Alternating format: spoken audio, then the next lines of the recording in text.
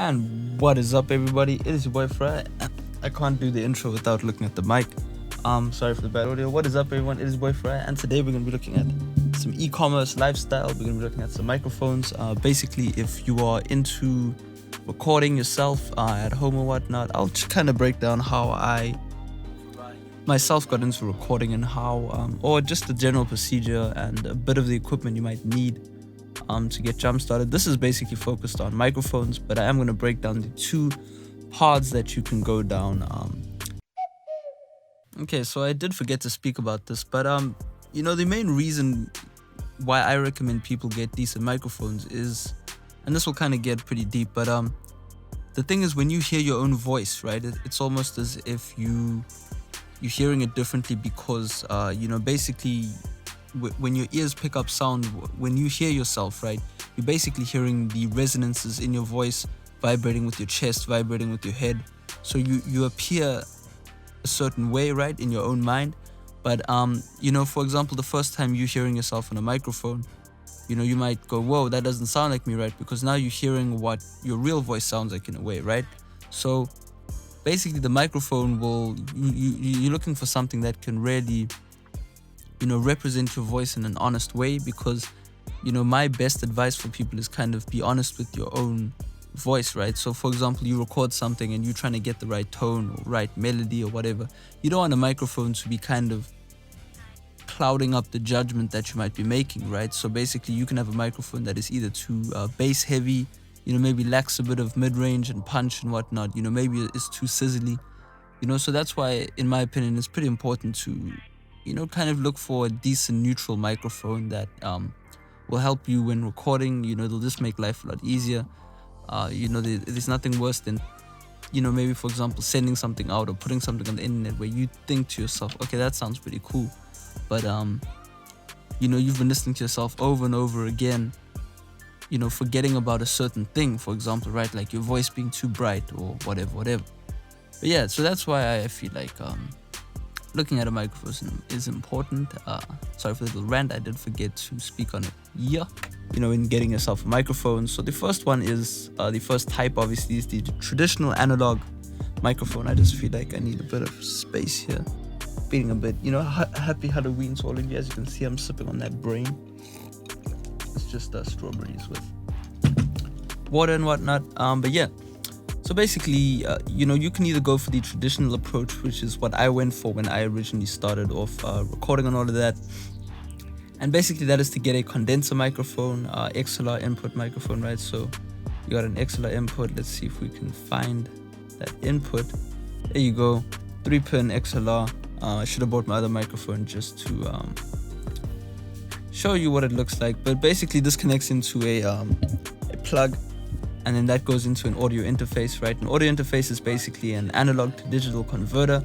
Anything in the real world per se is analog. So as you can see, my audio is analog until it reaches an interface, and then it becomes digital, right? That's how your software can pick up the sound and whatever.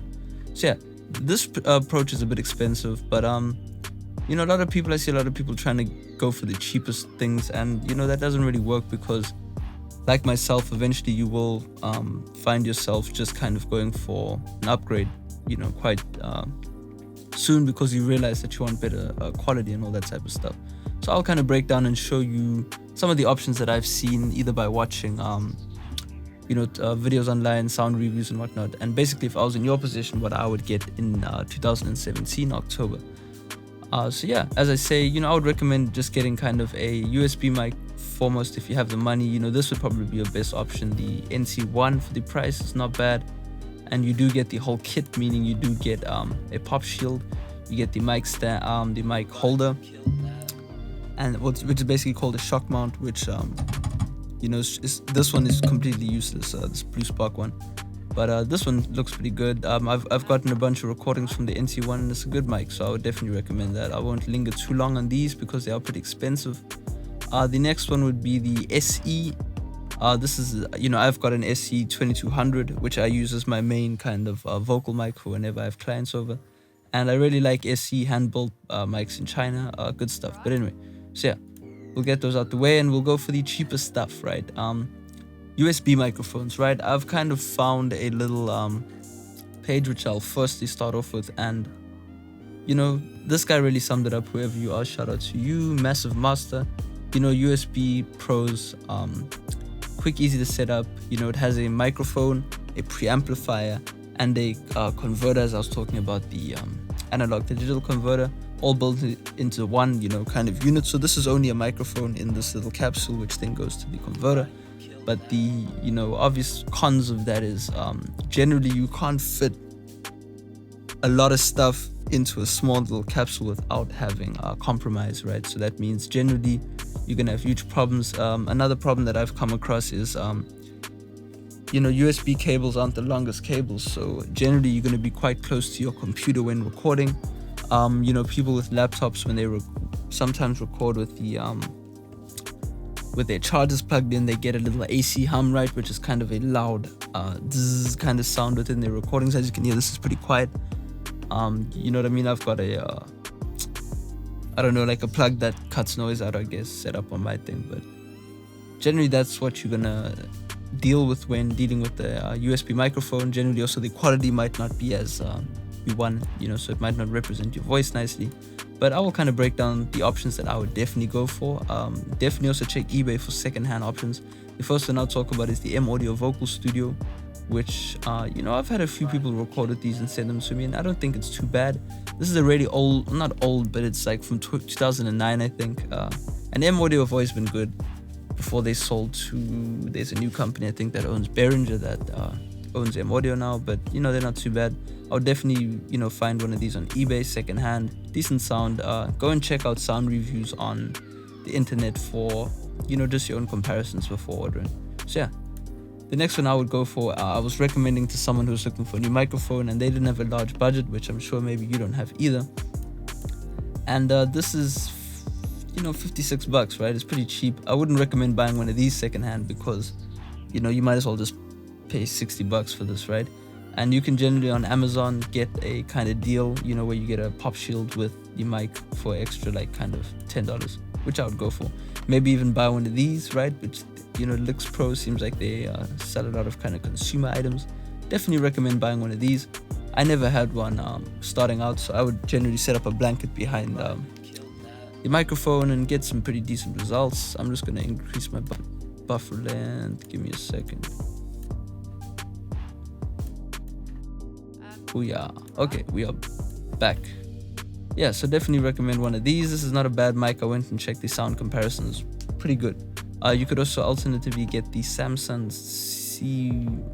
C1U or something like that, the USB version. Similar sound, pretty decent. You can get away with some decent recordings. So yeah, now we're kind of getting into the, oh yeah, I forgot, this is the microphone I'm using. This is the Blue Spark. The problem with this microphone, and they did pick it up, is it does fall apart. I have seen Famous Tex recording with this, so if Famous Tex can record with this, so can you. You can definitely go and get the newer one. I'm sure the newer one is a bit more sturdy. It looks a bit cooler, right? This one looks a bit kind of cute. That one kind of looks a bit more hard, say. So yeah, this I'll definitely also recommend. This is a pretty decent price. I've seen a lot of gamers using this. I do watch a bit of gaming, and the narration seems pretty cool. You can definitely get one of these microphones. All decent prices. They got different types. I don't really know all of the differences with all of these, but you can definitely check them out. This one I've heard before from the person that I watch, and it sounds really good, so I would pick up that if I was you. And yeah, that's basically the website there. There is this site which I'll also show you, which when I purchased one of the mics that I have, I checked out this guy's video on it, and they have really high quality recordings with inexpensive gear, so you can always go and check out these guys. It's pop-music.ru.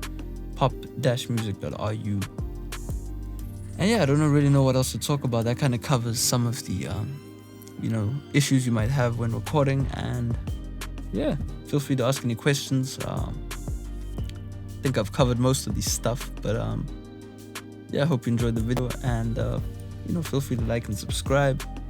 Tutorials and videos kind of posted weekly. Peace out and happy Halloween.